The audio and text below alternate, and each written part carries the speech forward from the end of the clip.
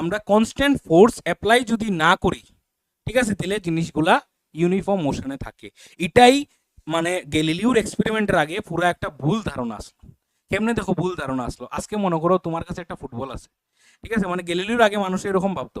আজকে মনে করো তোমার কাছে একটা ফুটবল আছে, তোমার ইচ্ছা যে ফুটবলটা সবসময় চলতো, চলতে হইলে তুমি কিটা করবা? একটু পরে পরে লাথি মারবা, যেটা ফুটবলটা চলবো। তাহলে এটার থেকে কনক্লুশন কিটা আইছিল জানো নি? যে কোনো একটা জিনিসে যদি ইউনিফর্ম মোশনে রাখতে হয় তাহলে আমরা কিটা করতে লাগে? ফোর্স দেওয়া লাগে। আসলে এটা টোটালি ভুল ধারণা।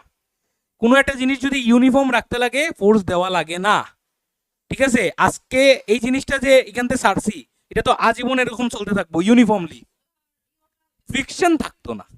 তাহলে ফ্রিকশন জিনিসটা হইছিল ওই হিডেন ফোর্সটা যেটা জিনিসটারে থামাইতেছে। এর মানে কিটা?